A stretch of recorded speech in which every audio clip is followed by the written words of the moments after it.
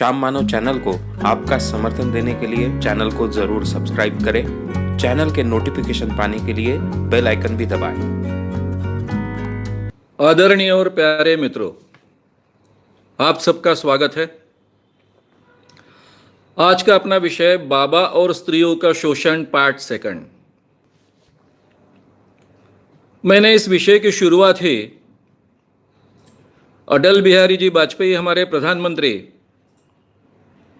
इनको एक साध्वी ने 2002 में पत्र लिखा था गुरमीत राम रहीम के बारे में, उससे शुरुआत की थी। उस पत्र में इस लड़की को, इस साध्वी को किस ढंग से धमकाया था,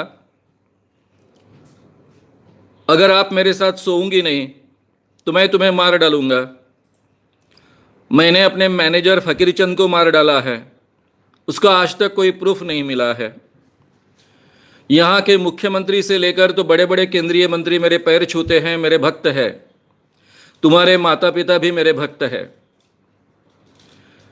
अगर मैं तुम्हें मार डालूंगा तो किसी को पता भी नहीं चलेगा, तुम्हारी हड्डियां भी किसी को मिलेगी नहीं। इस ढंग की धमकी देता है, उसके साथ लड़की के साथ में बलात्कार करता है।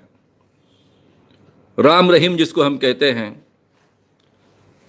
और फिर मित्रों, वो लड़की कहती है, साध्वी कहती है कि उस दिन मुझे मजबूरन उनके सामने झुकना पड़ा, और मजबूरन उनके सामने झुकने के बाद में उनके साथ में, मेरे साथ में रेप हुआ, और हर कुछ दिनों बाद मुझे उनके पास जाना पड़ा।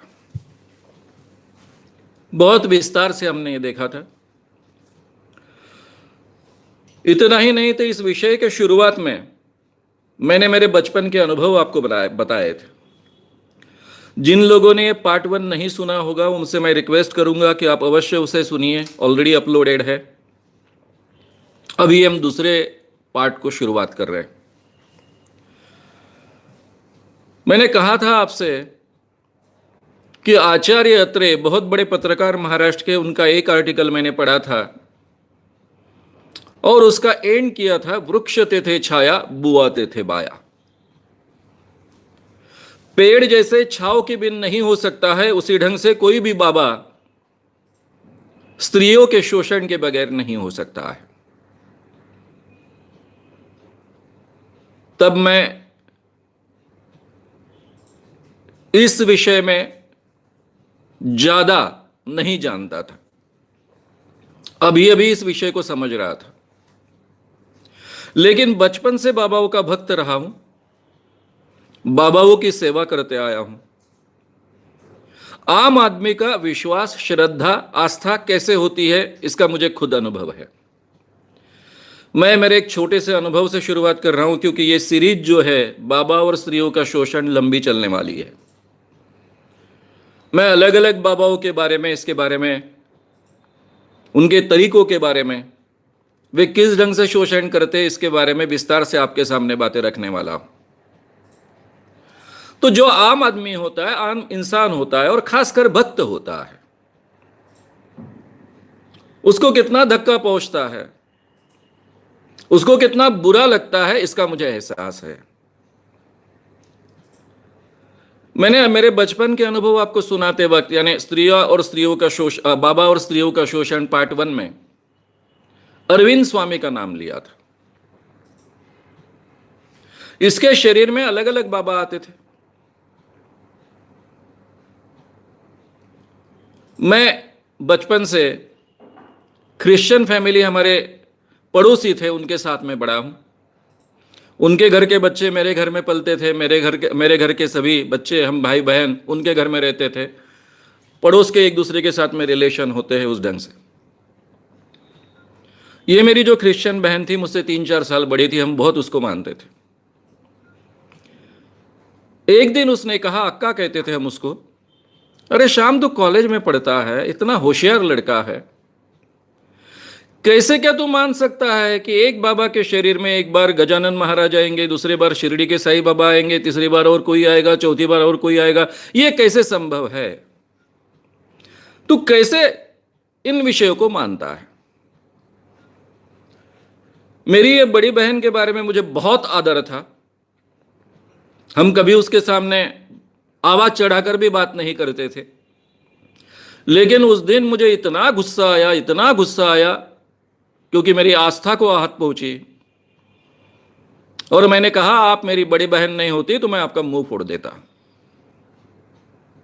मुझे ही बाद में अचरज लगा कि मैं ऐसे कैसे बोल सकता हूं। मेरी बहन भी बहुत आहत हो गई।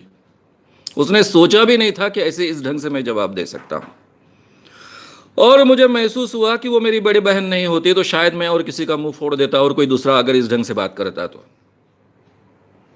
मैं खुद कई बाबाओं का भक्त था, इसलिए जिसके ऊपर हम श्रद्धा रखते हैं, भगवान का अवतार मानते हैं, बहुत आस्था रखते हैं, उसके बारे में अगर कोई कुछ कहता है तो कितना बुरा लगता है, कितने हम आहत होते हैं, इसकी मुझे बहुत अच्छे ढंग से जानकारी है। और शायद इसीलिए इतने बड़े पैमाने पर मैं इतने बड़े बाबाओं को एक्सपोज कर पाया हूं और भक्तों को अपने मोमेंट में साथ में जोड़ पाया। अभी ये जो सीरीज शुरू है तो काफी लोग बहुत आहत होते हैं, प्रतिक्रियाओं में अनाप शनाप गालियां बकते हैं, चाहे कुछ कहते हैं। मैं समझ सकता हूं, क्योंकि एक जमाने में मैं भी भक्त था। इस भावना का मैं आदर भी करता हूं, लेकिन इन सभी लोगों से मेरी विनती है कि कृपया केवल इतना हिस्सा मत सुनिए। ये जो अंधविश्वास के खिलाफ पूरी बात मैं आपके सामने रख रहा हूं, काफी बातें अभी यूट्यूब चैनल पर, श्याम मानव चैनल पर अपलोडेड हुई है, हिंदी में हुई है। ये सभी बातें आप विस्तार से सुनिए। केवल इतना ही नहीं तो पर्सनालिटी डेवलपमेंट का जो सीरीज है उसको भी सुनिए, और उसके बाद में आप अपना मत बनाइए। मैं आपको आश्वस्त करता हूं कि आज जो आप मुझे गालियां दे रहे हो,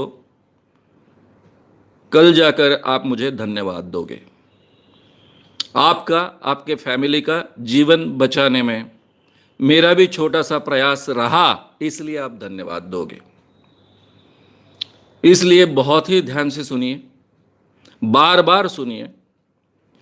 मैं शुरुआत में इतना ही कहूंगा कि जो भी मैं आपके सामने रख रहा हूं केवल सच रख रहा हूं। मैं एक इन्वेस्टिगेटिव जर्नलिस्ट रहा हूं, गांधी जी को बहुत मानता हूं। मेरे जीवन में एक बात मैंने तय की कि जो बोलूंगा वो सच बोलूंगा। अगर सच बोलना संभव नहीं तो चुप रहूंगा, लेकिन झूठ नहीं बोलूंगा। इसलिए जो भी बातें मैं आपके सामने रख रहा हूं, मुझे मालूम है कि वो सच है, इसीलिए आपके सामने रख रहा हूं। तो मित्रों, मैंने 1982 से, यानी जब से ये मूवमेंट शुरू की, और शायद उसके पहले 2 साल जब मुझ में परिवर्तन हुआ, और हमारा जो वीकली मनोहर था, पुणे से निकलता था, उसमें मैं नौकरी करता था, उसमें काफ़ी आर्टिकल्स इस विषय पर लिखता था, कुछ एक्सपोजर्स भी किए थे। लेकिन सही माने में इसके खिलाफ जो काम शुरू हुआ 1982 दिसंबर से शुरू हुआ, तो 1988 तक मैंने इतने बाबाओं को, मांत्रिकों को, ज्योतिषियों को एक्सपोज किया, और ये लोग स्त्रियों का जिस ढंग से शोषण करते हैं, उसकी जो जानकारी मेरे पास इकट्ठा होती थी, नाम के नाम आते थे, मैं अंदर से हिल जाता था कि भारत जैसे देश में कैसे संभव है। देवियों का अलग ढंग का शोषण। पिछले ही 17 नवंबर, 18 नवंबर, शनिवार और रविवार को देवी पार्ट 1, पार्ट 2 मैंने आपके सामने रखा है। डिलिबरेटली बाबा पूरे करने के पहले वो पार्ट लिया है। ये सब देखने के बाद में एक तरफ बचपन से जो संस्कार मुझ पर हुए, मैंने आपको पहले ही कहा कि मैं ब्रह्मचर्य आश्रम से काफ़ी जुड़ा हुआ था, विनोबा जी के आश्रम से जुड़ा हुआ था। पवनार का ये जो विनोबा जी का आश्रम है, उसमें स्त्रियां भी काफ़ी बड़े पैमाने पर ब्रह्मचारिणी थी, पुरुष भी ब्रह्मचारी थे। तो सेक्स एक बहुत बुरी चीज होती है, ब्रह्मचर्य बहुत अच्छा जीवन है। अगर अपने आप को मोक्ष प्राप्त करना है तो यही एक मार्ग है। ये बात भी दिमाग में थे, और दूसरी ओर एक आम जिंदगी जो इंसानों की होती है वो भी मैं देख रहा था, गांवों की परंपराएं भी देख रहा था। हमारे आसपास के गांवों में एक परंपरा थी स्त्रियों को रखने की परंपरा, उसके लिए अलग अलग शब्दों का उपयोग होता है, उन शब्दों का मैं उपयोग नहीं करूंगा। आप तक मतलब पहुंच जाए इतना काफी है। तो एक तरफ मैं देख रहा हूं कि घर में बीबी है, इसके बावजूद कुछ स्त्रियों को रखा जा रहा है और उसको प्रतिष्ठा भी है, और दूसरी तरफ सेक्स इतनी बुरी चीज है कि किसी एक व्यक्ति ने दूसरे के साथ में संबंध नहीं रखना चाहिए, तभी उसको मोक्ष प्राप्त होगा। एक विचित्र संस्कार था सेक्स के बारे में। क्या सच है क्या झूठ है उस जमाने में मैं जानता नहीं था, लेकिन जब 1982 से 1980 तक 88 तक काफी बाबा, मांत्रिक, देवी, ज्योतिषियों के ये खेल देखा, तो मेरे मन में ये सवाल खड़ा हुआ कि ये कैसे संभव है, ये क्यों होता है। जिस भारत देश में स्त्री पुरुष संबंधों को बहुत अलग ढंग से देखा जाता है, शादी होने तक किसी लड़की का किसी लड़के के साथ में संबंध नहीं आना चाहिए, ये अपेक्षा होती है, उसी को आदर्श माना जाता है, और शादी के बाद में पत्नी का संबंध और किसी पुरुष के साथ नहीं आना चाहिए, इसको आदर्श माना जाता है। इसके बावजूद इतने बड़े पैमाने पर ये बाबा लोग, मांत्रिक लोग अलग अलग स्त्रियों का शोषण कैसे कर पाते हैं, ये मेरे सामने बड़ा सवाल था। और इसीलिए मित्रों 1988 में मैंने एक किताब लिखने का निश्चय किया। महाराष्ट्र के वीम दांडेकर करके बहुत ही प्रसिद्ध अर्थतज्ञ के अर्थशास्त्री थे, उनका लोनावाला में एक इंस्टीट्यूट था। इस इंस्टीट्यूट में हम काफी शिविर लेते थे, उसके खर्चे हुए बैठाते थे। वहीं पर मुझे 2 महीने रहने का अवसर मिला ताकि मैं बहुत गहराई से अध्ययन कर सकूं, समय निकाल कर। और ये किताब मैंने लिखी जिसका नाम है बुआबाजी बड़ी स्त्रियांचा। शायद आपको ये सीधी दिखे, शायद आपको उल्टी दिखे। ये 1988 में किताब मैंने लिखी, बुआबाजी बड़ी स्त्रियांचा। इसके 5 के ऊपर एडिशन निकल चुके हैं। ये किताब लिखते वक्त सेक्स ये विषय और बाबा और स्त्रियों का शोषण, इनका क्या संबंध है, इसका मुझे बहुत गहराई से अध्ययन करना पड़ा। अभी हिप्नोथेरेपी इस विषय पर मैंने काफी मास्टरी कर ली थी, लोगों को सिखाने भी लग गया था, खासकर डॉक्टर्स और सोशल वर्कर्स को ये सिखाने लग गया था। अब डॉक्टर्स को सिखाने के कारण काफी साइंटिफिकली इस विषय का मुझे अध्ययन करना पड़ा। और हिप्नोथेरेपी में सेक्सुअल थेरेपी बहुत इफेक्टिव होती है, इसलिए उसमें काफी सेक्स का अभ्यास होता है। लेकिन उस अभ्यास को मुझे बड़े पैमाने पर करना पड़ा, बहुत गहराई में जाना पड़ा, इस पर की काफी किताबें पढ़नी पड़ी, और उसके बाद में ये किताब मैं लिख पाया। अभी आप कहोगे कि आप सभी ढोंग की बातें कर रहे हो, यानी लोगों का ढोंग उजागर करने की बातें कर रहे हो। मैं विनोबा के आश्रम से शुरुआत करूंगा। विनोबा जी का आश्रम ब्रह्मचारी आश्रम था, और काफी लोग विनोबा जी को संत भी कहते थे। मैं स्कूल में पढ़ रहा था तब उनके विनोबा की जो भूदान यात्रा चल रही थी, वो 13 साल तक पूरे देश में घूमते रहे, पूरे देश का कोना कोना घूम कर आए, और 80 लाख एकड़ जमीन उन्होंने भूदान में प्राप्त की। तो उस समय उनके साथ में मैं काफी घूमा, चला ऐसा तो नहीं बोलूंगा, जल्दी थक जाता था, और जो सामान की व्हीकल होती थी उसमें मैं चढ़ जाता था बहाना बनाकर। तब मैंने विनोबा के साथ में लोगों का व्यवहार देखा।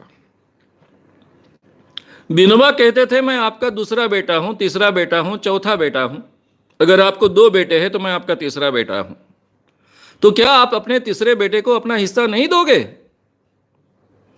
वो आह्वान करते थे, और बड़े पैमाने पर लोग अपनी जमीन निकालकर उनको देते थे। 80 लाख एकड़ जमीन उन्होंने पूरे भारत से प्राप्त की। लोग उनको संत मानते थे, उनके चरण छूते थे, जीता जागता संत है, यही उनकी धारणा थी। इन विनोबा जी को मैंने बहुत नजदीक से देखा। मेरे पिताजी एक जमाने में उनके सेक्रेटरी रह चुके थे और मेरे पिताजी को हमेशा लगता था कि मेरा बेटा बहुत ही गया गुजरा है, क्योंकि मैं बहुत मेलैंकोलिक पर्सनैलिटी का था, कोई कॉन्फिडेंस मुझ में नहीं था, ठीक ढंग से बात भी नहीं कर पाता था, दबा दबा सा रहता था। उनको लगता था कि विनोबा के साथ में रहेगा तो थोड़ा सुधरेगा, इसलिए मुझे बार बार उनके पास में रखा जाता था। इसलिए मुझे बहुत नज़दीक से उनको देखने का अवसर मिला। मैं फिर कभी उनकी बातें आपके सामने रखूंगा। आज जिस विषय के बारे में बोल रहा हूं उस विषय को मैं स्पर्श करता हूं। विनोबा जी के आश्रम में एक ब्रह्मचारिणी स्त्री और एक ब्रह्मचारी पुरुष दोनों एक दूसरे के प्रेम में गिर गए। प्रेम में पड़ने के बाद में जो होना था हो गया। स्वाभाविक था, यह ब्रह्मचारिणी प्रेग्नेंट रही। अब कल्पना कीजिए कि पहले ही स्त्रियों को ब्रह्मचर्य देना नहीं चाहिए, इस ढंग का भारत का मत। इस वातावरण में गांधीयन व्यक्ति ने, विनोबा जी ने, बहुत फेमस विनोबा जी जैसे व्यक्ति ने ब्रह्मचारिणी आश्रम खोला है। वहां ब्रह्मचारी भी है, ब्रह्मचारिणी भी है। वहां ऐसी बात होने के बाद में कोई भी व्यक्ति क्या करेगा? कोई भी व्यक्ति अपनी साख बचाने के लिए, प्रतिष्ठा बचाने के लिए इस बात को या तो छुपाएगा या फिर इन दोनों को आश्रम के बाहर निकाल कर देगा, बाहर जाने के लिए कह देगा। लेकिन विनोबा जी ने ऐसा नहीं किया। उन्होंने दोनों को बुलाया, कहा शायद तुम ब्रह्मचर्य रखना नहीं चाहते हो, तो मैं तुमको सलाह दूंगा कि आप दोनों ब्रह्मचर्य के बाहर आइए, अब शादी कर लीजिए और अपना गृहस्थाश्रम धर्म शुरू कीजिए, और जो भी बच्चा होगा उसको पलाइए, बढ़ाइए, उसका पालन पोषण करिए। इसके बावजूद आप आश्रम में रह सकते हो। यानी इसके लिए आपको आश्रम छोड़ने की जरूरत नहीं है। केवल आपको इतना ही डिक्लेयर करना है कि अब से हम ब्रह्मचारी नहीं हैं, अब से हम पति पत्नी बनने वाले हैं। उन दोनों ने दृढ़ता के साथ कहा कि नहीं, हमसे गलती हो गई, हम मोह पर विजय नहीं प्राप्त कर सके, मोह के कारण ऐसा हुआ है, लेकिन आज के बाद ऐसा नहीं होगा। हम ब्रह्मचारी रहना चाहते हैं। ब्रह्मचारी रहने की जो भी शर्तें हैं उसको बहुत कड़े तरीके से हम अमल में लाएंगे। आज के बाद यह गलती दोबारा नहीं होगी। विनोबा जी ने कहा ठीक है, लेकिन मेरी एक शर्त है, इस बच्ची को आपको जन्म देना होगा। बच्ची तो बाद में पता चली हमको बच्ची है कर कर, इस बच्चे को आपको जन्म देना होगा और ये यही आश्रम में पलेगा बढ़ेगा और सबको पता रहेगा कि आपका बेटा है या फिर बेटी है। ये आपको मान्य है कि नहीं? यानी इसका मतलब ऐसा था कि ये जो गलती उन्होंने की, ऐसा उनको लगता है, तो ये गलती उस समय तक सीमित नहीं रहने वाली, वो जिंदगी भर उनके साथ में चलने वाली है। हर वक्त लोगों को पता चलता रहेगा कि ये उनकी बेटी है, दोनों ब्रह्मचारी है, इसके बावजूद उनको बेटी हुई। वे ब्रह्मचर्य बता नहीं पाए थे, इसलिए ऐसा हुआ है, उनके गलती के कारण ऐसा हुआ है। दोनों ने इसको मान्यता दी। ये लड़की आश्रम में पली बड़ी, उसको पिताजी का नाम लगाया गया। सबको पता था कि ये किस मां की बेटी है, किस बाप की बेटी है। अब हमसे छोटी थी, लेकिन हमारे साथ में तरुण शांति सेना, जो जयप्रकाश नारायण का संगठन का, उसमें भी काम करती थी। तो मैंने ऐसे भी लोग देखे हैं, इतने प्रामाणिक, इतने ईमानदार। उनको भी संत कहा जाता है। विनोबा जी के जीवन में मैंने कोई भी इतना नजदीक से उनको देखा, लेकिन कोई अंधविश्वास मैंने नहीं देखा। हालांकि वो अपने आप को योगी कहते थे, संत कहते थे, मेडिटेशन करते थे, प्रायोपवेशन कर कर, यानी अन्न पानी त्याग कर उन्होंने जिंदगी का त्याग किया। उनको जब कहीं पूछा जाता था कि आपके जीवन का सबसे बड़ा काम क्या है, तो हम लोगों को लगता था कि उनका जीवन का सबसे बड़ा काम भूदान प्राप्त करना है, क्योंकि इतनी बड़े पैमाने पर जमीन आज तक दुनिया में किसी ने प्राप्त नहीं की है। लेकिन वो कहते थे कि मेरा सबसे बड़ा काम जीवन का है वो गीता ही है। यानी गीता का जो उन्होंने मराठी में ट्रांसलेशन किया, गीताई लिखी, वो उनका सबसे बड़ा कंट्रीब्यूशन है, ऐसा वो कहते थे। और इस बात का हम जो भी सोशल फील्ड में काम करने वाले लड़के थे उनको बहुत गुस्सा आता था कि कैसे है, इनको इस काम की कोई कदर नहीं है, सार्वजनिक काम की कोई कदर नहीं है, वो गीताई को लेकर बैठे। तो मित्रों, ऐसे भी प्रामाणिक व्यक्ति मैंने देखे। तो मैं केवल आपके सामने ढोंग उजागर नहीं कर रहा हूं, जो भी सच्चाइयां हैं आपके सामने रख रहा हूं। अब मैंने विस्तार से कुछ बाबा आपके सामने रखे। अभी एक बाबा मैं आपके सामने रखने वाला हूं, जिसकी वास्तविकता मुझे पता चली तब मैं बहुत हिल गया था। कैसे यह संभव है, यह मेरे सामने सवाल खड़ा हुआ था। अंदर से मुझे हिला देने वाला इस बाबा का नाम है सुंदरदास महाराज। ये जो सुंदरदास महाराज है, लंबा किस्सा चलने वाला है। अभी हमने काम शुरू कर 3-1 साल हो गए थे। अब मैं पहले पत्रकार रहा, प्राध्यापक रहा, और सब छोड़ छाड़ कर इस काम की शुरुआत की।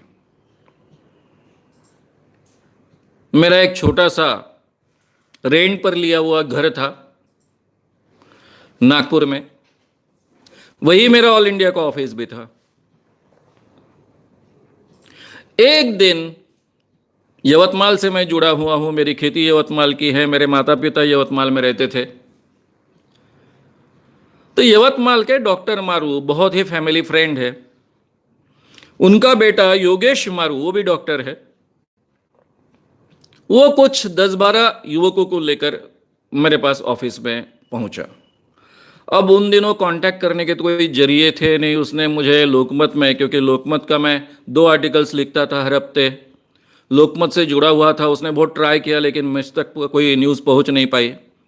एकदम से घर में चले आए। उनको इतना ही पता चला था कि मैं हूं, नागपुर में हूं। ये 10-12 लड़के, एकदम से पॉश लड़के।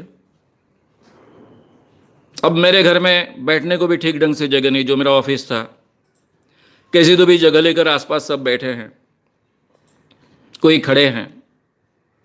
और योगेश मारू ने कहा कि ये सब के सब जो लड़के हैं वो राम स्नेही पंथ के लड़के हैं। इनमें ज्यादातर लड़के अमरावती के हैं, लेकिन कुछ अकोला के भी हैं। फिर उन लड़कों ने मुझे किस्सा सुनाया कि अकोला के लड़कों को कुछ पता चला कि राम स्नेही पंथ का जो बाबा है, सुंदरदास बाबा,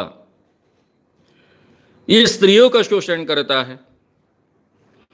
अब राम स्नेही पंथ ये बहुत बड़ा व्यापारियों का पंथ है। ये सभी के सभी लड़के व्यापारियों के लड़के होने के बावजूद बहुत पढ़े लिखे थे। कोई डॉक्टर था, कोई इंजीनियर था, कोई सीए था। पढ़ने की बहुत परंपरा शुरू हो चुकी थी। और ये लड़के मुझसे कह रहे थे कि हम करीबन 50-60 लड़के गए बाबा को सवाल पूछने के लिए, उसने हमको खदेड़ दिया। उसके पास बंदूकधारी है, उन्होंने हमें खदेड़ दिया। फिर उनका मुकाम अमरावती में था, इसलिए फिर अमरावती में हम गए। अमरावती में राम स्नेही पंथ के घरों के करीबन 101 जवान लड़के बाबा को सवाल पूछने के लिए गए, उनको भी खदेड़ दिया। कोई जवाब नहीं दिया उसने। फिर उन्होंने मारू से संपर्क किया, क्योंकि उनका रिश्तेदार था। मारू ने कहा कि हमको अगर कुछ करना है तो श्याम मानव जी से मिलना चाहिए। और ये सब लोग मेरे पास आए थे। बाबा के बारे में उन्होंने जानकारी दी, काफ़ी मटेरियल लेकर आए थे। सच पूछिए तो इस केस के बारे में मुझे बहुत ज़्यादा मेहनत नहीं करनी पड़ी। इन जवान लड़कों ने काफ़ी मेहनत की थी, कलकत्ता गए थे, कहाँ गए थे, जानकारी लेकर आए थे, काफ़ी प्रूफ्स लेकर आए थे, वो सब मेरे सामने रखे। मैंने कहा देखिए अभी तो मैं मेरे टूर पर जा रहा हूँ, इन सब में दिमाग डालने के लिए अभी मेरे पास समय नहीं है, और जो करीबन 10 दिन का टूर है उसकी पूरी तैयारी हो चुकी है, लोगों ने काफ़ी पैसा खर्च किया हुआ है, इसलिए मैं उसमें से समय निकाल नहीं पाऊंगा।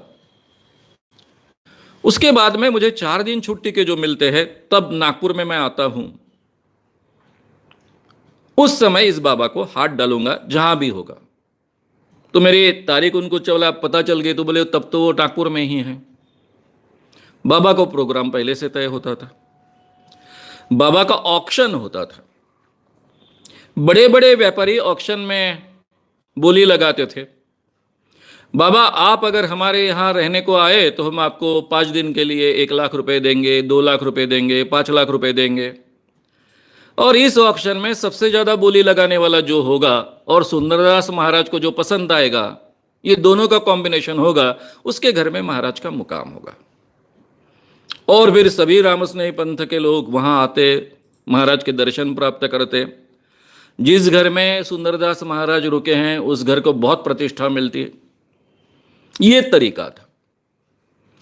तो उन्होंने कहा कि अमुक अमुक व्यक्ति ने ऑक्शन किया है नागपुर के, उनके घर में रहने को आने वाले हैं, और आप जो डेट्स कह रहे हो, आपको जो 4 दिन छुट्टी के होते हैं, उन्हीं दिनों में सुंदरदास महाराज नागपुर में है।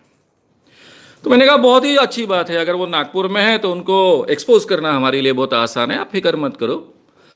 मैं जब टूर पर से वापस आऊंगा, मैं और मेरी टीम सुंदरदास महाराज को एक्सपोज कर देंगे। वो जो लड़के थे वो इतना अविश्वास से मेरे तरफ देख रहे थे। आपस में उनकी कुछ बातचीत हुई और उसमें से एक लड़के ने मुझसे कहा कि मानव साहब आपको क्या मजाक लग रहा है, सुंदरदास महाराज को आप एक्सपोज कर दोगे? कौन है सुंदरदास महाराज, आपको मालूम है? हम इतने लड़के जाने के बाद में उन्होंने हमको भगा दिया, उसके पास में बंदूक लिए हुए सुरक्षा रक्षक रहते हैं, वो खुद मिलिट्री में अफसर रह चुका है। हमने जो सुना है वो लड़के कह रहे थे कि वो मर्डर करने को भी डरता नहीं, और ऐसे व्यक्ति को आप कह रहे हो इतने आसानी से कि हम एक्सपोज कर देंगे। मैंने हंस दिया। मैंने कहा आपका विश्वास स्वाभाविक है, लेकिन मुझ पर विश्वास रखिए। जब आपको योगेश मुझ तक लेकर आया है, मेरे संगठन तक लेकर आया है, तो इतना विश्वास रखिए, हो जाएगा आपका काम, चिंता मत कीजिए। आपने जो भी मुझे प्रूफ्स दिए हैं, और भी कुछ है पॉसिबल तो मेरे तक पहुंचाइए। उसके बाद में भी काफ़ी प्रूफ्स ऐड हुए, और जब मैं दौरा कंप्लीट कर टूर कंप्लीट कर वापस आया, तो हमने तय किया कि सुंदरदास महाराज को भी हाथ लगाना है। नागपुर के गीतांजलि टॉकीज के सामने ही वे एक घर में रुके थे, बहुत बड़े व्यापारियों का घर था। हमारी दिक्कत ऐसी थी कि इस घर से जुड़ा हुआ एक व्यक्ति जो डॉक्टर है, वो हमें हमारे संगठन में काफ़ी मदद करता था।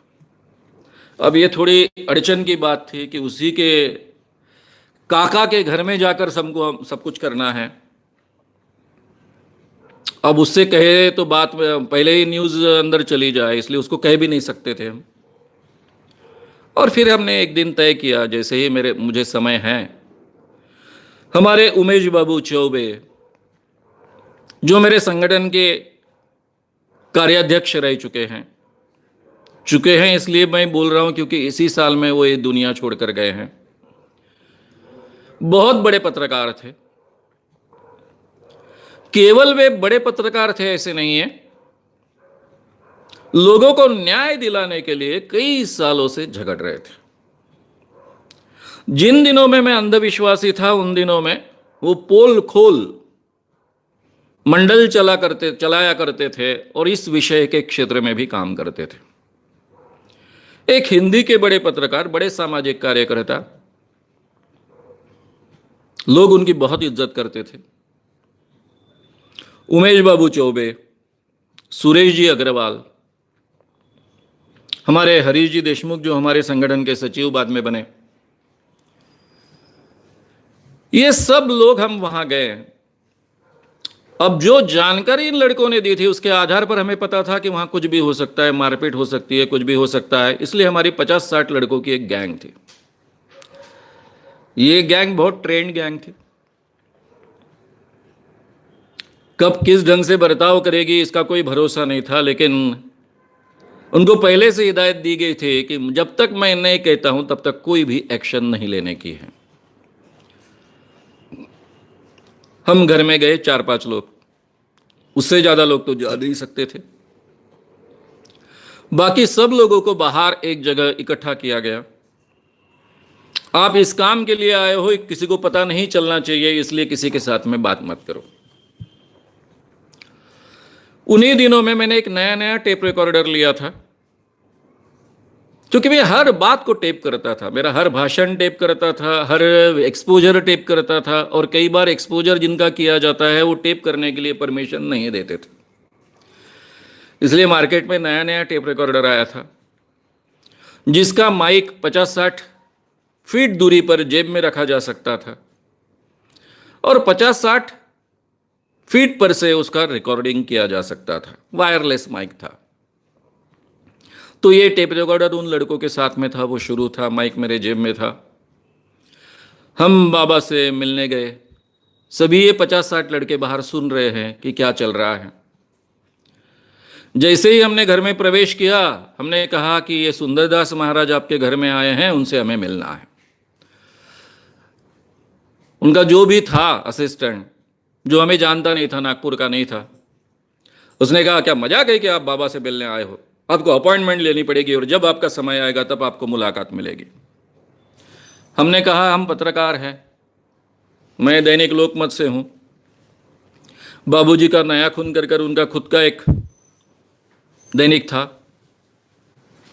तो हम मुलाकात लेना चाहते हैं। उनके साथ में हमारी बातचीत चल रही थी। उन्होंने एकदम से नहीं कहा। फिर हमेशा की तरह मैंने कहना शुरू कर दिया कि देखो भाई, मैं लोकमत का हूं। लोकमत पूरे एरिया में, नागपुर में ही नहीं, केवल खानदेश में भी नंबर 1 था, बहुत प्रतिष्ठित दैनिक था।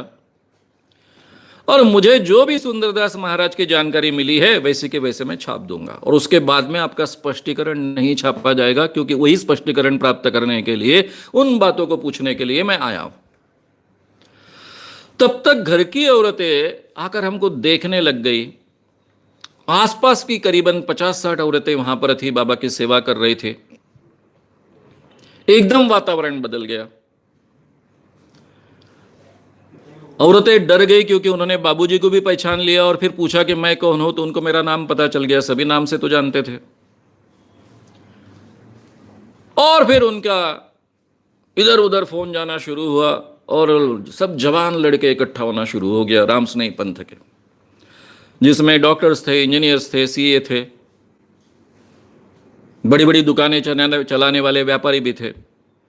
ये सब लड़के एकदम से बड़े पैमाने पर आने लग गए। हमारा काम ज़्यादा आसान हो गया। तब तक हमने जो ऑब्जर्व किया कि बाबा के चरणों पर सभी स्त्रियां माथा टेक रही है। बाबा का एक असिस्टेंट है, वो बाहर आया उस्तरा लेकर। मैंने पूछा उससे, अभी पत्रकार हूं तो पूछूंगा ही, भाई ये उस्तरा लेकर आप गए थे सुंदरदास बाबा के पास में, क्या हुआ एकांत में? नहीं, बोले उनको साफ किया। बोला क्या साफ किया? नहीं, बोले वो पूरे शरीर को साफ करवाते हैं, वो साफ किया। मैंने क्या वो जगह साफ किया? वो हंस दिया। मैंने जहां बाल उगते हैं, नहीं उगने चाहिए, वहां पर साफ कर दिया। बाकी लोगों को समझ में नहीं आया, मेरे समझ में आया, उसके समझ में आया, उसने हंस दिया। जिस ढंग की लड़कियां हम देख रहे थे, कॉलेज गोइंग लड़कियां हैं, बड़े पैमाने पर हैं, स्त्रियां हैं, और बाबा ने एक झलक उनको देने के बाद में उन्होंने जिस ढंग से नमस्कार किया, और बाबा जहां स्पर्श कर कर चले गए, उस जमीन को चूमा, तो ये वातावरण ही कुछ अलग था। तब तक ये जवान लड़के आ गए। जवान लड़कों को मैंने सब स्त्रियों से अलग ले गया। मैंने और बाबूजी ने उनको ठीक ढंग से समझाया। अब हमारे संगठन में एक नियम था कि जब मैं बोलता हूं तो बाकी लोग कोई बोले नहीं। बाबूजी मुझसे ज्येष्ठ होने के बावजूद ये नियम हमेशा अमल में लाते थे ताकि सही ढंग से एक ही आदमी की बात जाए। मैंने समझाने के बाद में उनके ध्यान में आ गया कि प्रकरण बहुत गंभीर है और हम तो वैसे जाने वाले नहीं हैं। उन्होंने कहा कि आपको यहां कुछ गड़बड़ मत कीजिए। मैंने कहा हम बिल्कुल, हमारी कोई इच्छा नहीं है गड़बड़ करने की, और वैसे भी हमारे डॉक्टर साहब हमारे साथ काम करते हैं, तो ये घर तो हमारा भी हुआ, इसलिए हमको तो केयर लेनी ही चाहिए। तब उन्होंने कहा कि क्या एक बार महाराज की मुलाकात होने के बाद आप चुपचाप यहां से चले जाओगे? हमने कहा बिल्कुल चले जाएंगे, कोई प्रॉब्लम नहीं। और इन लड़कों ने महाराज को कंपलसरी किया, उन पर दबाव डाला कि उन्होंने हमारे साथ बात करनी चाहिए। और फिर एक रूम में हम 3-4 लोग सामने, सुंदरदास महाराज और बाकी ये सब जवान लड़के, इनके साथ में बातचीत शुरू हुई।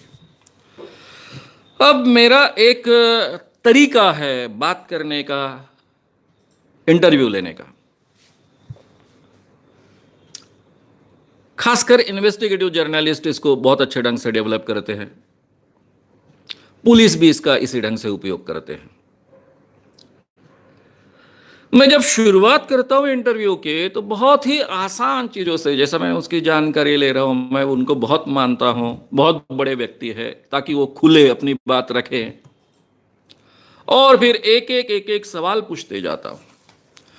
अब जो सवाल पूछते जाता हूं उसमें यह होता है कि बाकी के 3-4 सवाल ऐसे होते हैं कि उसको वो जवाब देने में कोई दिक्कत नहीं आती, उनको बहुत आसानी से वो जवाब देना सही लगता है, खुलकर जवाब देते हैं।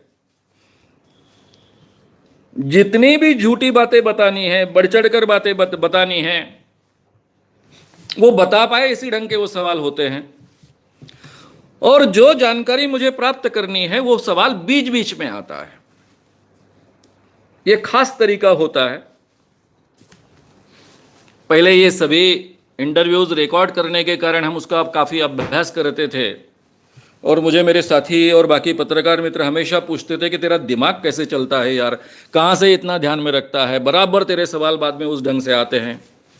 तो ये टेक्निक डेवलप कर लिया था। शुरुआत में तो खुल गए महाराज, महाराज हमने आपकी बहुत तारीफ सुनी है, हम राम स्नेही पंथ के प्रमुख हैं, आप लोगों का भला करते हो, लोगों को मोक्ष देते हो वगैरह, खुलते गए, बात करते गए। और फिर मेरे धीरे से चूपते हुए सवाल शुरू हुए। जैसा ही पहला चूपता हुआ सवाल आया, अब उनको कंपलसरी इंटरव्यू देना पड़ा, इसलिए पहले से ही सुंदरदास महाराज गुस्से में थे। उन्होंने एकदम से मेरे बारे में अनपार्लियामेंट्री लैंग्वेज का उपयोग किया। अब बाबूजी का नाम ही नागपुर में काफी था, बड़े से बड़ा गुंडा व्यक्ति भी हमसे पंगा लेने की ताकत नहीं रखता था। बाबूजी को बहुत गुस्सा आया कि मानव जी को गाली दे रहा है, और बाबूजी ने उसको खड़काया। और जैसे ही बाबूजी का आवाज चढ़ गया, क्या समझते हो अपने आप को, नागपुर में आकर हमको गाली देते हो, अरे तेरा आश्रम क्या करेंगे पता है तेरे को, ये हमारा घर हमारे डॉक्टर साहब का है, इसलिए हम चुप है। और मुझे डर लगने लग गया, क्योंकि ये सब बातें ये माइक के जरिए सुन रहे थे मेरे सब साथी, और वहाँ के 50-60 साथी अगर दौड़ के आ गए तो क्या होगा, कोई इसका कोई भरोसा नहीं है, हौला हो जाएगा पूरा। इसलिए मैं चिल्ला चिल्ला कर कह रहा हूँ, कुछ नहीं, सब शांत है, कुछ नहीं, सब शांत है, बाबूजी आप शांत रहिए, बाबूजी आप शांत रहिए।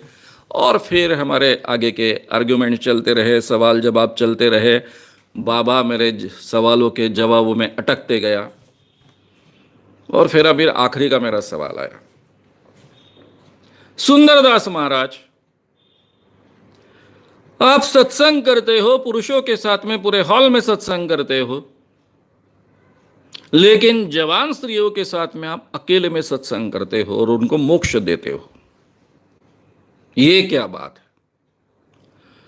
सुंदरदास महाराज ने कह दिया चिढ़ कर, क्या बात कर रहे हो तुम, ऐसे गंदे आरोप मुझ पर करते हो। मैं कभी किसी स्त्री को अकेले में सत्संग नहीं देता। और ये जवान लड़के जो थे वो तो काफी कन्विंस होते गए थे, क्योंकि मेरा ऑर्डर ही वैसा था क्वेश्चंस का। ये आखिरी का सवाल था। अब सब जवान लड़के जानते थे कि ये बाबा अकेले में सुंदर स्त्रियों को सत्संग देता है। और उन्होंने वहां कहा, मानव जी, हमको पता चल गया, आपने जो बात कही थी उसके बारे में हम आश्वस्त हो चुके हैं। हमें लगता है इंटरव्यू यहां रोक देना चाहिए। जैसे ही इन लड़कों ने ऐसा कहा तो ये सुंदरदास महाराज गुस्से गुस्से में अंदर चला गया। फिर इन सभी लड़कों ने हमको रिक्वेस्ट की कि सुंदरदास महाराज को हमारे घर में कुछ मत कीजिएगा, आपकी बातों पे पूरी सच्चाई है, ये तो ध्यान में आ गया, हम इसको घर के बाहर करेंगे और उसके बाद में आपको जो कुछ करना है वो करिए। अब मेरी गलती ऐसी हो गई क्योंकि वो घर हमारे डॉक्टर साहब का घर था, उनके चाचा का घर था, या उनके चचेरे भाई है जो मेरे साथ बात कर रहे हैं, वो हमारे मोमेंट में हमें इतनी मदद करते थे, खुद साइकेट्रिस्ट थे। तो थोड़ा सा हम इमोशन में आ गए और हमने कहा ठीक है, आधे पौन घंटे में आप बाहर कीजिए, उसके बाद में बाबा के साथ में क्या करना है हम करेंगे। और अभी इतने घंटों से लड़के सब 50-60 लड़के वहाँ इकट्ठा थे। हम जैसे ही हम बाहर गिरे तो उन लड़कों ने पूछा कि मानव साहब, क्या हम यहाँ से चले जाए? मतलब नहीं, अपने को चले नहीं जाना है, बाबा जब बाहर आएगा आगे का प्रोग्राम अपने को करना है, ज़रा 2 गधे पकड़ कर लाइए। 2-4 लड़के गधे पकड़ने के लिए चले गए, लाने के लिए चले गए। बाकी के लड़कों ने पूछा कि सर 3 घंटे से हम यहाँ खड़े हैं, ज़रा चाय पानी होकर आए क्या? मेरी गलती हो गई कि मैंने उनसे कहा कि चलो जाइए आप।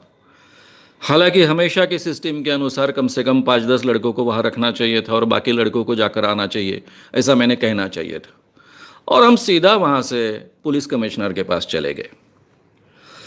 मेंडोसा नाम के पुलिस कमिश्नर थे, बहुत ही अच्छे थे, बिल्कुल अनकरप्ट थे, हमारे काम में हमारी काफ़ी मदद करते थे और हम कभी कानून अपने हाथ में नहीं लेते थे, मारपीट नहीं करते थे, ये सब उनको पता था। उनके पास गए, रात को 11 बजे थे, 11 बजे मिले उनसे और उनसे कहा कि सर ये ऐसा ऐसा सुंदरदास महाराज है, अब उसकी सब जानकारी तो मैं आपके सामने रखने वाला हूँ। तो ये सब जानकारी जो मैं आपके सामने रखने वाला हूँ पहले ही उनको दे दी। उन्होंने सुना, क्या करना चाहते हो? हमने कहा कुछ नहीं, केवल हम 1 मिनट के लिए उनको गधे पर बिठाएंगे, उनको फोटोज निकालेंगे और उनको गांव के बाहर कर देंगे। आप तो जानते हो कि हम किसी के साथ मारपीट नहीं करते हैं। कई बाबाओं को एक्सपोज करने के बाद में पब्लिक खौल जाती है, पब्लिक मारने को दौड़ती है, हम हमेशा बचाते आए हैं, आपको पता है। वैसा तो हम कुछ होने देने वाले नहीं। लेकिन बोले आप मुझ तक क्यों आए हो? हमने कहा उसका कारण ऐसा है कि यहाँ के जो DCP है इस जोन के, वो रामस्नेही पंथ से जुड़े हुए हैं और उन तक ये न्यूज़ जा चुकी है, इसलिए हो सकता है कि वो थोड़ा अलग ढंग से हस्तक्षेप करे, इसलिए हम कमिश्नर के पास आपके पास आए हैं। उन्होंने कहा ठीक है, आपको मैं 10 मिनट का अवसर देता हूँ, लेकिन कोई कानून का उल्लंघन नहीं होना चाहिए।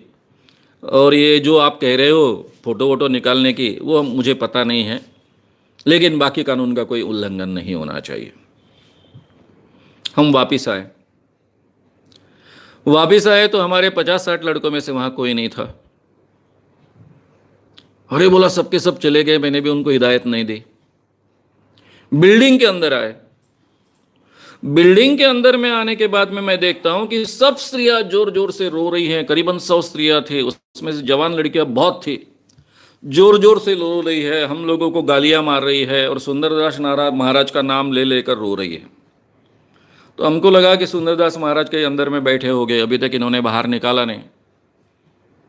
जवान लड़के आए, उन्होंने हाथ जोड़े, माफ़ी मांगी। मतलब क्यों माफ़ी मांग रहे हो? नहीं, बोले हमने सुंदरदास महाराज को बाहर खदेड़ दिया। तो ऐसा कैसा? आपने हमें प्रॉमिस किया था कि आप उनको बाहर निकालेंगे, हमको इतला देंगे, हमको जो भी उनका स्वागत करना है बाहर करना है, आपके घर में नहीं करना है। हाँ, बोले आपको जितनी गालियाँ देनी है दीजिए, हमको मारना है मारिए, लेकिन हमने हमारी इज्जत बचाने के लिए किया है, समझ लीजिए 1 रुपया। फिर उन्होंने, मुझे तो बहुत गुस्सा आया, बाबूजी को तो बहुत ही गुस्सा आया, हम सबको बहुत गुस्सा आया कि आपने हमारे साथ में विश्वासघात किया है। हमारे मित्र के चचा का घर है, इसलिए हमने सोचा कि आपकी बदनामी ज़्यादा ना हो, इसलिए हमने आपको सहूलियत दी। बाहर में किसी को पता नहीं कि हम यहाँ आंदोलन करने के लिए आए हैं, बाहर हमारे लोग खड़े हैं। ये सब हमने आपके लिए किया और आपने उनको भगा दिया। फिर वहां के जो बाकी के लोग थे उन्होंने हमको बताया कि क्या हुआ। ये जवान लड़के सुंदरदास महाराज को खींच खींच कर बाहर कर रहे हैं और ये 100 के करीब लड़कियां और स्त्री हैं, उनको पकड़ कर रख रही हैं। उस स्त्रियों के भीड़ में से एक्चुअली उठाकर सुंदरदास महाराज, एकदम 6 फुट लंबे, शायद 6 के आसपास होंगे, गठीला शरीर वाले थे, उनको उठाकर बाहर किया, एक एम्बेसडर में डाला और सीधा गांव के बाहर भेज दिया। बहुत गुस्सा हमको आया था। मैंने तो सुना दिया उनको कि भाई आप ऐसा मत समझो कि आप छूट गए हो। हमें जो जानकारी है, कल अगर मैंने मेरे आर्टिकल में लिखी तो क्या होगा आपका और आपके घर का और पूरे इसका आपने सोचा है? वो बोले मानव साहब, हमारी पूरी इज्जत आपके हाथ में है और हम जानते हैं कि आप इस ढंग से तो कभी करेंगे नहीं। हम आपको बहुत अच्छे ढंग से जानते हैं, बाबूजी को भी बहुत अच्छे ढंग से जानते हैं। हमारे अच्छाइयों का उनका इतना विश्वास था कि उन्होंने सुंदरदास महाराज को इस ढंग से भगा दिया। हमारा जो एक तरीका था कि सुंदरदास महाराज को गधों पर बिठाकर फोटो निकालने का, वो रह गया। इसके बाद में ये सुंदरदास महाराज कभी भी महाराष्ट्र में, खास कर विदर्भ में तो कभी नहीं आया। अगर महाराष्ट्र में कहीं आया होता तो मुझे पता चला होता, क्योंकि उसके बाद में रामस्नेही पंथ के लोगों में ये बात इतने बड़े पैमाने पर फैली और सबको पता चल गया। और शायद ये पहला एक्सपोजर है जिसमें मुझे कोई गाली नहीं मिली, केवल लोगों की तारीफ मिली। कोई भी रामस्नेही पंथ का व्यक्ति पूरे महाराष्ट्र से उनके साथ में खड़ा नहीं हुआ। हाँ, स्त्रियों ने हमें बहुत गाली दी, लेकिन इन टोटलिटी रामस्नेही पंथ के किसी फैमिली वालों ने मुझे गाली नहीं दी या फिर मेरे संगठन को गाली नहीं दी। क्या था ये सुंदरदास महाराज, जो 100 लड़के उसको सवाल पूछने को जाते हैं और उनको भगा देता है। ये सुंदरदास महाराज मिलिट्री में एक अफसर था। जिस दिन हमने इस व्यक्ति को नागपुर में एक्सपोज कर हकाला, उस दिन उसका सगा भाई राजस्थान पुलिस में एडिशनल डीजी था। डीजी सबसे बड़ा ओहदा होता है पुलिस में, पुलिस महकमे में। यह सुंदरदास महाराज रामस्नेही पंथ में मिलिट्री छोड़कर शामिल हुआ और जगह जगह घूमने लग गया, प्रवचन देने लग गया। उसका प्रवचन था, उसमें मेन बात थी कि जो भी इंसान पैदा हुआ है उसके जीवन का सही उद्देश्य अगर कोई है तो केवल मोक्ष प्राप्त करना है। हर व्यक्ति का जन्म मोक्ष प्राप्त करने का एक अवसर कर उसको प्राप्त होता है और उसके जीवन का अंतिम उद्देश्य उसको मोक्ष प्राप्त करना होना चाहिए। मोक्ष प्राप्त करने के लिए पुरुषों के लिए 9 मार्ग हैं, लेकिन स्त्रियों के लिए और एक मार्ग है जो 10वां मार्ग है। यह उसके प्रवचन में यह बात कहता था। रामस्नेही पंथ ये बड़े व्यापारियों का पंथ है, काफी अमीर लोगों का पंथ है। मैंने पहले ही कहा कि उसको घर ले जाने के लिए किस ढंग से ऑक्शन चलता था। और ये जो बातें जाहिर तरीके से कहता था, स्त्रियों में भी यही बातें कहता था। लेकिन ये जो 10वां मार्ग है स्त्रियों के लिए, वो खुलकर नहीं कहता था। और फिर कहता था कि आप सत्संग के लिए आए, वहां हम बताएंगे। और फिर वहां कहता था सब स्त्रियों के सामने कि अगर आपको ये 10वें मार्ग से मोक्ष प्राप्त करना है, ये सबसे आसान तरीका है, तो फिर आपको गुरु के साथ में एकांत में सत्संग करना होगा। और जब वो स्त्री सत्संग के लिए एकांत में आती थी, ये चूज करता था कि स्त्री को मोक्ष देना है। आने के बाद में उसके सामने सीधी बात रख देता था कि गुरु के साथ में तुमको संबंध बनाना है, उस जरिए तुम्हें मोक्ष प्राप्त होगा। और केवल तुम्हें प्राप्त नहीं होगा, तुम्हारे पति को प्राप्त होगा, अगर वो मैरिड है तो। अगर वो मैरिड नहीं है तो तुम्हारे पिता को प्राप्त होगा। यानी केवल तुम्हें मोक्ष प्राप्त नहीं होगा तो तुम्हारे पिता को होगा, अगर पिता जिंदा नहीं है तो भाई को होगा, एडिशनल मोक्ष प्राप्त होगा। अब सुंदरदास महाराज दिखने को सुंदर, हट्टा कट्टा नौजवान आदमी। मैंने जो महाराज देखे हैं, दिखने को बहुत बुरे भी देखे हैं, उनका भी वर्णन आपके सामने करूंगा।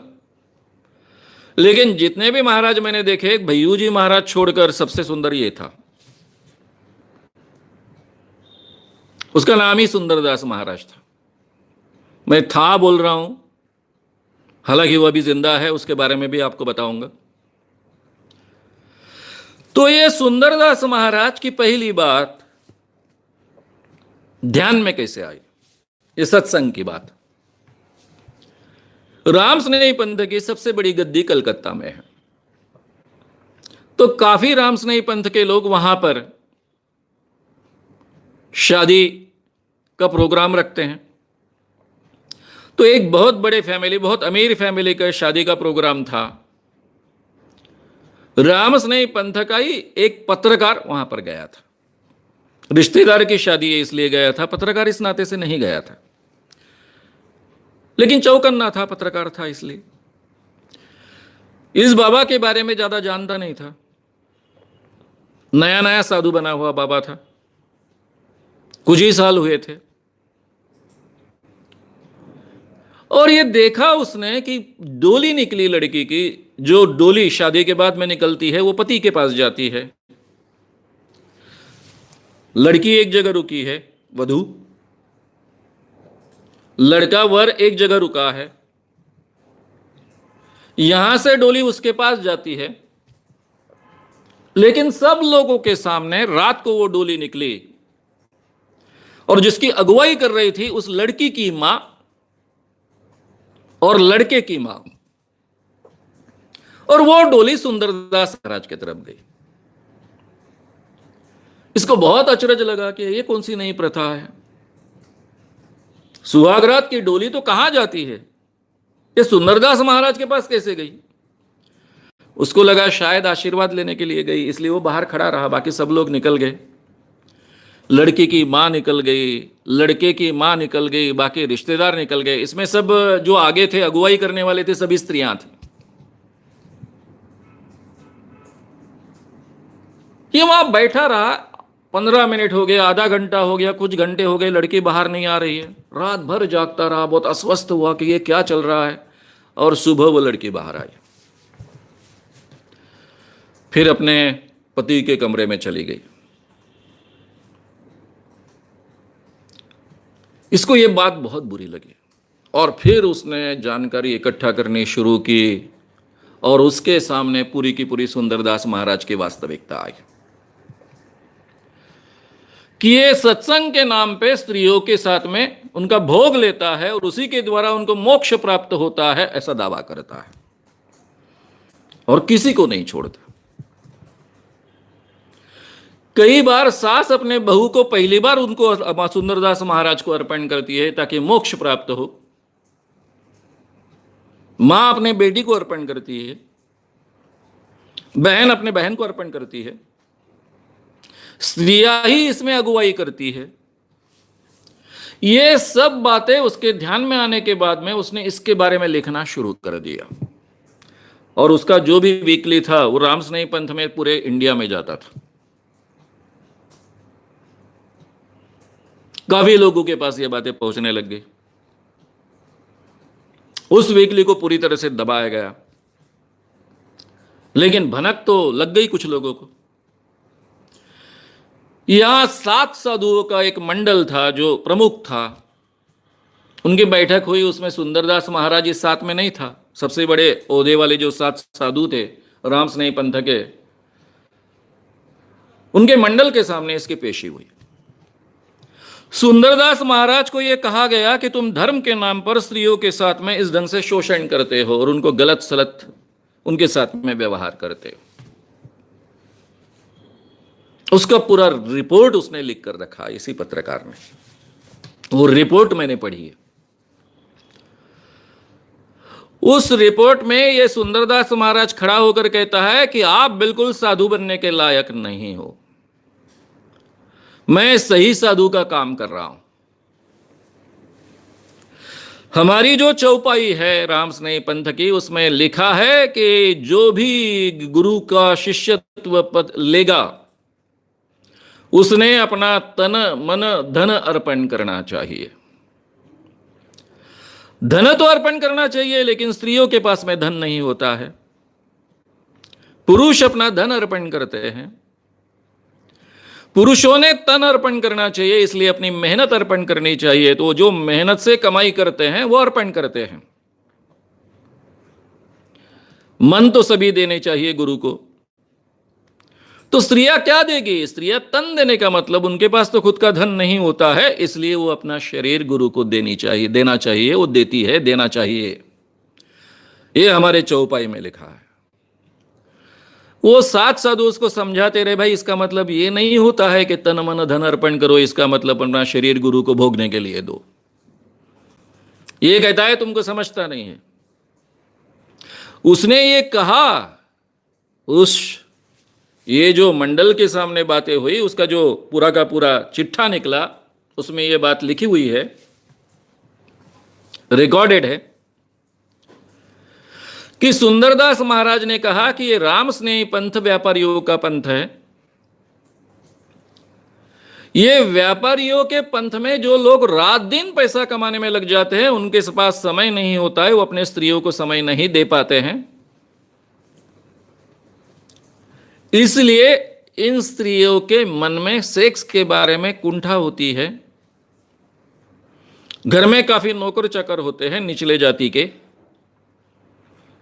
और ये स्त्रियां निचले जाति के नौकरों के साथ में संबंध रखती है, और इस कारण धर्म भ्रष्ट होता है। क्योंकि हमारे धर्म की सबसे बड़ी अगर कोई रचना है तो वर्ण व्यवस्था है। निचली जाति के लोगों के साथ में संपर्क आने के कारण पूरा धर्म भ्रष्ट होता है। मैं धर्म को बचाने का काम करता हूं, घर घर जाता हूं। जब स्त्रियां गुरु के साथ में संबंध यानी मेरे साथ में संबंध रखती है, तो मैं उनसे अभिवचन लेता हूं, उनको वचन शपथ लेने को कहता हूं कि गुरु के साथ में और पति के साथ में और किसी के साथ में नहीं, तो ही तुम्हें मोक्ष प्राप्त होगा। तो मैं धर्म का सबसे बड़ा काम कर रहा हूं, धर्म होने चाहूं। ये जो वर्ण संकर हो रहा है उसको बचा रहा हूं, सही गुरु तो मैं हूं। और केवल इतना कहा नहीं उसने, इसके साथ में बंदूक वाले लोग थे और उसने उस गादी पर कब्जा कर लिया। यह पूरा का पूरा रिपोर्ट उस पत्रकार ने लिखा था, जो हमारे पास उपलब्ध हुआ था। उसी के आधार पर इस बाबा को खदेड़ा गया। यही सवाल उनको पूछे गए और इनके जवाब उनसे मांगे गए। मित्रों, इसमें और एक बात थी कि जब ये सुंदरदास महाराज किसी लड़की को प्राइवेट सत्संग देता था, यानी उसको भोगता था, लोगों को तो पता नहीं चलता था अंदर में क्या हुआ है। तो उसके बाद में उस लड़की की डोली निकलती थी, वो इर्द गिर्द में घूमते थे। काफी लोगों को पता चलता था कि आज महाराज ने इसको सत्संग दिया है। अब सत्संग का मतलब किसी को मालूम नहीं था। ये घर घर में, गांव गांव में हो रहा था। जब हमने सुंदरदास महाराज को खदेड़ कर बाहर कर दिया तो इतनी जानकारी इकट्ठा हो गई। अब मैं यवतमाल में काम करता रहा हूँ, वैसे ही अमरावती में काम करते रहा हूँ, अकोला में काम करते रहा हूँ, काफ़ी फैमिलीज़ को जानता था। और जैसे जैसे नाम सामने आते गए वैसे वैसे मैं अंदर बाहर से हिलता गया। मित्रों, इतने बड़े पैमाने पर इस सुंदरदास महाराज ने ये कांड किया था। बड़े पैमाने पर स्त्रियां उसके साथ में जुड़ गई थी। और मैंने जैसे कहा आपके सामने उस ढंग से कि सास ही अपने बहू को महाराज को मोक्ष के लिए सौंप रही हैं। इतना ही नहीं, मां अपने बेटी को सौंप रही है, बहन बहन को सौंप रही है, स्त्रियां ही अगुवाई करती है और नए नए लड़कियों को मोक्ष प्राप्त कर देने के लिए महाराज को अर्पण करती है। यह भी सब चित्र सामने आया आगे के इन्वेस्टिगेशन में। सब जानकारी इकट्ठा होते गई। अब मेरा ऐसा था कि मैं हर हफ्ते में अंधविश्वास इस विषय पर लोकमत में एक आर्टिकल लिखता था और एक आर्टिकल यूथ कॉलम का रहता था। अब मेरे सामने सवाल था कि अगर मैंने ये आर्टिकल लिखा, किस घर में वो रुके थे वगैरह सब बातें टाल दी, तो भी ये सुंदरदास महाराज पहले नागपुर में आ चुका है, कई जगह आ चुका है, कई लड़कियों की डोली निकली हुई लोगों ने देखी है। यानी सत्संग प्राप्त करने के बाद में उनको जो सम्मान दिया जाता था सब लोगों के सामने, अंदर से गुरु के साथ में संबंध रखा, गुरु को भोग दिया, इसलिए उसका सम्मान, उसकी डोली निकल रही है। लोग उसको पवित्र समझ रहे हैं क्योंकि महाराज ने उसको सत्संग प्राप्त करवा दिया, या सत्संग महाराज ने उसके साथ किया। साथ का मतलब लोगों को मालूम नहीं, लेकिन नाम तो पता था किसकी डोली निकली है। उसमें मेडिकल के स्टूडेंट्स थे, सीए के स्टूडेंट्स थे, इंजीनियर लड़कियां थे, कुछ तो यूपीएससी एग्जाम पास की हुई लड़कियां थी, उसमें से कुछ अधिकारी लड़कियां थी। और यह बात केवल नागपुर की नहीं थी। दैनिक लोकमत में यह बात छप जाती तो शायद मराठवाड़ा भी उसको उठा लेता, आधे महाराष्ट्र में यह बात पहुंच जाती, क्योंकि मराठवाड़ा में दैनिक लोकमत बहुत बड़ा था। हमको तय करना पड़ा कि यह बात हम लिखेंगे नहीं। इन लड़कियों का क्या हो जाएगा जिनको महाराज ने सत्संग दिया है।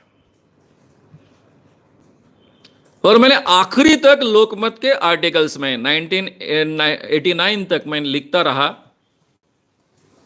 तब उसमें सुंदरदास महाराज के इस आर्टिकल के बारे में कभी लिखा नहीं, आर्टिकल ही लिखा नहीं। आज पहली बार इतने विस्तार से यह बात आपके सामने रख रहा हूं। लेकिन 1988 में बुआबाजी बड़ी स्त्रियांसा ये किताब लिखी और फिर 1989 में बुआबाजी एक फसवेगिरी ये दूसरी किताबें लिखी। उसमें सुंदरदास महाराज किस ढंग से स्त्रियों का उपयोग करता था, उनका शोषण करता था, इसमें की काफी बातें उसमें लिखी है। लेकिन इतने विस्तार से जो बात मैंने आपके सामने अभी रखी, इसके पहले कभी लिखी नहीं। तो ये सुंदरदास महाराज, अब मित्रों, ये राम स्नेही पंथ के लोग जो हैं व्यापारी पंथ है, अमीर है, बहुत पढ़े लिखे हैं। इसके बावजूद कई सालों तक ये धड़ल्ले से पूरे देश में चलता रहा। महाराष्ट्र में हमारे संगठन का काम होने के कारण कुछ लड़कों ने हिम्मत दिखाई, हमारे तक पहुंचने की हिम्मत दिखाई। इस कारण ये सुंदरदास महाराज इतनी बुरी तरह से एक्सपोज हुआ। उसको उन्हीं लड़कों ने, जो लड़के ऑक्शन लगाकर अपने घर में उसको लेके आते थे या फिर उनके घर वाले अपने घर में लेकर आते थे, ऑक्शन लगा लगाकर उन्होंने ही उसको खींच खींच कर गांव के बाहर कर दिया, बाहर भेज दिया। उसके बाद में सुंदरदास महाराज कभी भी विदर्भ में तो आया ही नहीं, महाराष्ट्र में भी आया नहीं। मैंने पहले ही कहा कि आया होता तो कहीं ना कहीं से हम तक पता चल जाता। अब ये सुंदरदास महाराज की स्थिति क्या है? मैंने इंटरनेट पर खोजा, पता चला अभी अभी इसी साल इस सुंदरदास महाराज पर किसी एक लड़की ने, हालांकि स्त्री ने, रेप का आरोप किया है। पहले छेड़खानी का आरोप पुलिस में दर्ज हुआ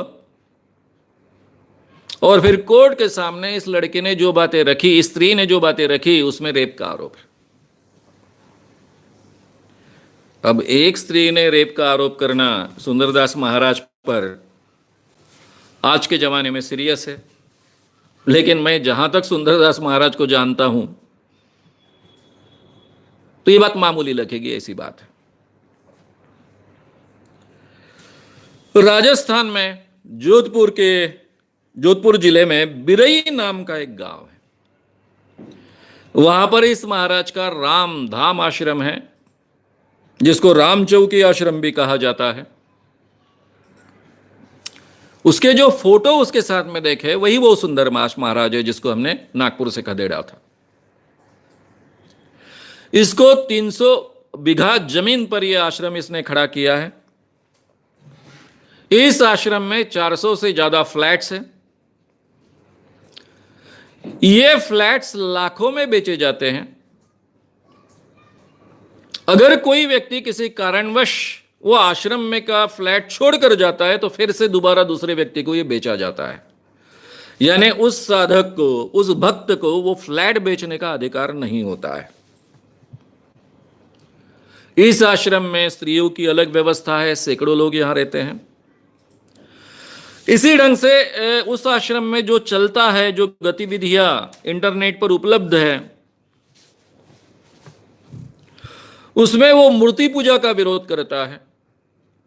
किसी भगवान की मूर्ति की पूजा वहां नहीं होती है, लेकिन ये जिंदे महंत के, यानी अपने आप को महंत कहता है ये सुंदरदास महाराज, उसको भगवान मानकर वहां पूजा जाता है, उसी की केवल पूजा होती है।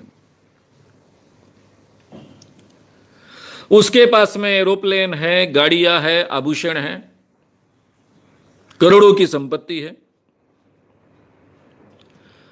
इर्द गिर्द के लोगों के साथ में उसके झगड़े हैं, काफी पुलिस केसेस दर्ज है। और पत्रकार जब मांडोली गांव, उसके पास का जो गांव है, गांव के लोगों को पूछते हैं तो वो लोग इस सुंदरदास महाराज को बहुत डरते हैं। उनके मन में इसके प्रति बहुत भय है। इसका दिल्ली में भी एक केदारनाथ बिल्डिंग में 3 मंजिला आश्रम है। कई भक्त वहां रहते हैं। इसी आश्रम में रहने वाली एक महिला, 2 बेटियां। इस महिला की 2 बेटियों ने महाराज के कहने पर आरोप किए थे महिला के पति पर, बेटियों के साथ में रेप किया कर।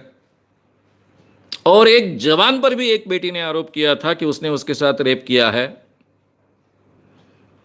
उन दोनों का कहना ऐसा है कि हमने ऐसा कुछ नहीं किया, केवल महाराज के कहने पर इन बेटियों ने हम पर आरोप किया है।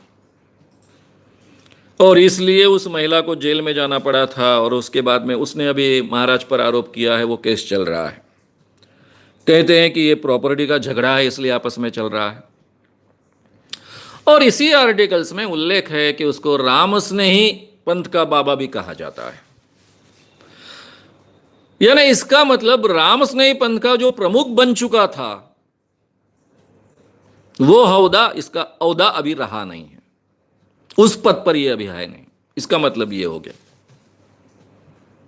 जो कलकत्ता में इसका मेन गादी है, उससे इसका संबंध रहा नहीं। ये नागपुर के बाद शायद हुआ है। नागपुर से उसको खदेड़ने के बाद में रामस्नेही पंथ बहुत ही इफेक्टिव लोगों का पंथ है, व्यापारी पंथ है, पॉलिटिकल उनके कनेक्शंस होते हैं, तो उन्होंने अपनी इज्जत बचाने के लिए इसको बाहर कर दिया रामस्नेही पंथ से, ऐसा दिख रहा है।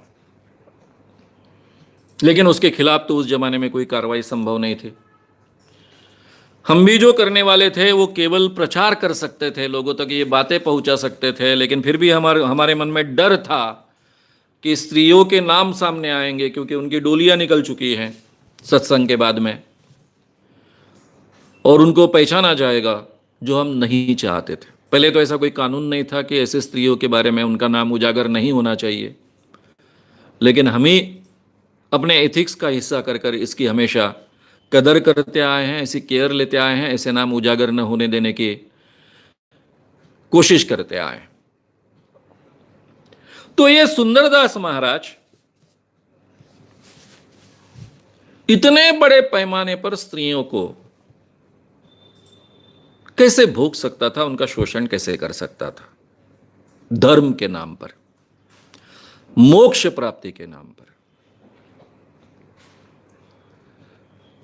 सास अपने बहू को सौंपती थी, मां अपने बेटी को सौंपते थे, बहन अपने बहन को सौंपते थे, स्त्रियां ही अगुवाई कर कर अलग अलग सुंदर सुंदर स्त्रियां सुंदरदास महाराज तक पहुंचाने का काम करते थे मोक्ष प्राप्त करने के लिए। ऐसा क्यों? इसके पीछे का कारण क्या है? मैंने कहा, मैं हिल गया था। जो संख्या सामने आए, जिस ढंग की लड़कियां इसमें इन्वॉल्व है, ये पाया गया, हम लोग अंदर से हिल गए थे। कैसे संभव है इतनी सुंदर सुंदर लड़कियां, इतने अमीर घर की लड़कियां, इतनी पढ़ी लिखी लड़कियां, जिनको अपने जीवन में कोई कमी नहीं, चाहती तो अच्छे से अच्छे बॉयफ्रेंड प्राप्त कर सकती थी, मॉडर्न भी है, इसके बावजूद ये महाराज के चंगुल में कैसी आई? मोक्ष के नाम पर। उन्हें भी मोक्ष मिलेगा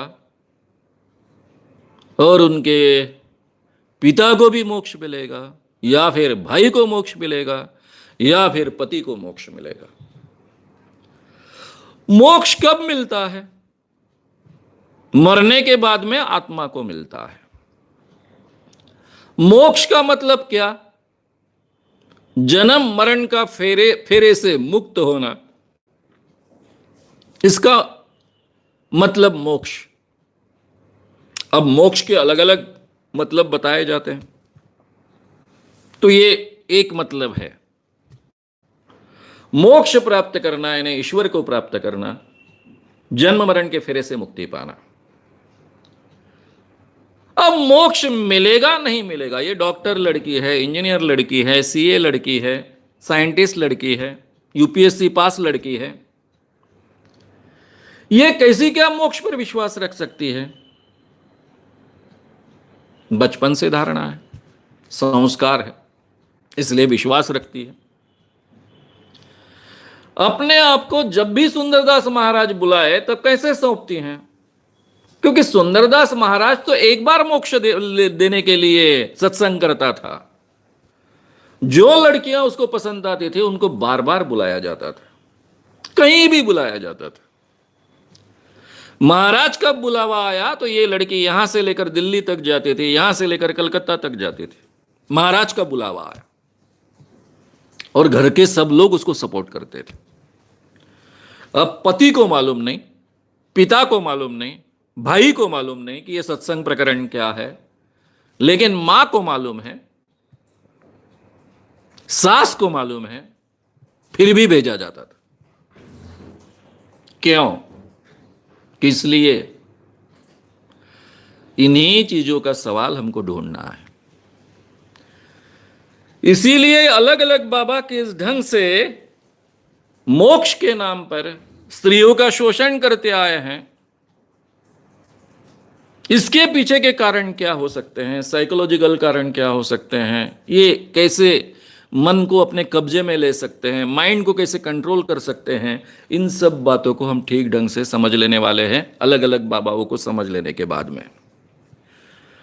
अभी मैं इतना ही यहां पर कहूंगा।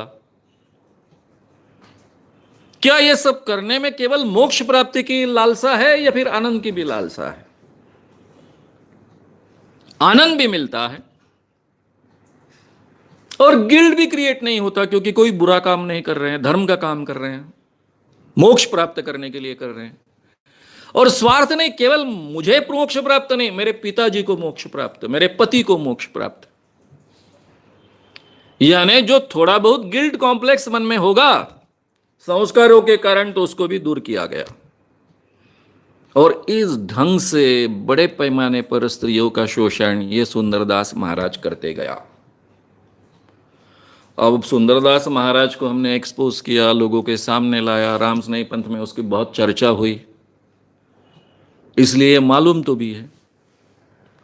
लेकिन बाकी ऐसे कितने महाराज हो गए जिनकी हमें भी जानकारी नहीं है,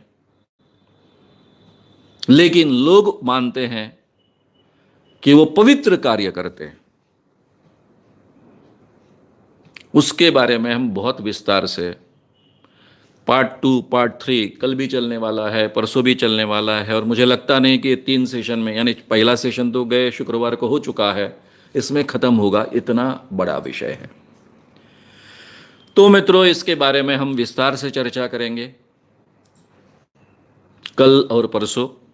अभी हम क्वेश्चन आंसर्स लेंगे। उसके पहले फिर से मैं आह्वान करूंगा, श्याम मानव चैनल यूट्यूब पर है, उसको सब्सक्राइब कीजिए, उसको लाइक भी कीजिए और शेयर भी बड़े पैमाने पर कीजिए, ताकि ये सभी बातें लोगों तक बड़े पैमाने पर पहुंच सके और लोग आगाह हो सके और अपने आप को और अपने फैमिली को बचा सके। फेसबुक में श्याम मानव लाइव पेज है, उसको लाइक कीजिए। ये कार्यक्रम ज़्यादा से ज़्यादा तक लोगों तक पहुंचाइए। याद रखिए कि किसी के बारे में ऐसा जाहिर तरीके से लिखना इतना आसान नहीं होता है। मैंने ये सुंदरदास महाराज के बारे में लोकमत में आर्टिकल नहीं लिखा, क्योंकि कम से कम मैं 5-6 साल होने देना चाहता था, ताकि ये जो लड़कियां हैं जिनके नाम अभी बाहर आए हैं, जिनका सत्संग हुआ है, उनकी शादी हो जाए, ये बात को पूरी तरह से कम महत्व प्राप्त हो। उसी के बाद में 1988 और 89 की किताबों में मैंने ये लिखा है। इनके 5-5, 6-6 एडिशंस निकल चुकी हैं। सुंदरदास महाराज के बारे में हमेशा मैं व्याख्यान में बोलते आया हूं, इतना आसान नहीं होता है। हम पत्रकारों को बहुत केयर लेनी पड़ती है। जब तक हमारे पास प्रूफ्स नहीं होते, 100% सही जानकारी नहीं होती, ऐसे अड़िग साक्ष्य नहीं होते, तब तक ये बातें लिखना असंभव होता है। मैंने जो कुछ सुंदरदास महाराज के बारे में कहा, शायद आपको अविश्वसनीय लगे, लेकिन हमारे देश की वास्तविकता है। और ऐसे 1-2 सुंदरदास महाराज नहीं हैं, ऐसे कई महाराज हैं। पहले शायद मैं ये बातें कहता था तो काफी लोगों को अविश्वसनीय लगता था, लेकिन अभी 2-3 सालों में टीवी ने मेरा काम बहुत आसान कर दिया। राम रहीम आसाराम बापू, वीरेंद्र दीक्षित और भी कई बाबाओं के बारे में जो जानकारी आप तक पहुंचाई है, शायद आपके भी ध्यान में आया होगा कि ये बात इतनी अपवादात्मक नहीं है। श्याम मानव चैनल को आपका समर्थन देने के लिए चैनल को जरूर सब्सक्राइब करें। चैनल के नोटिफिकेशन पाने के लिए बेल आइकन भी दबाएं।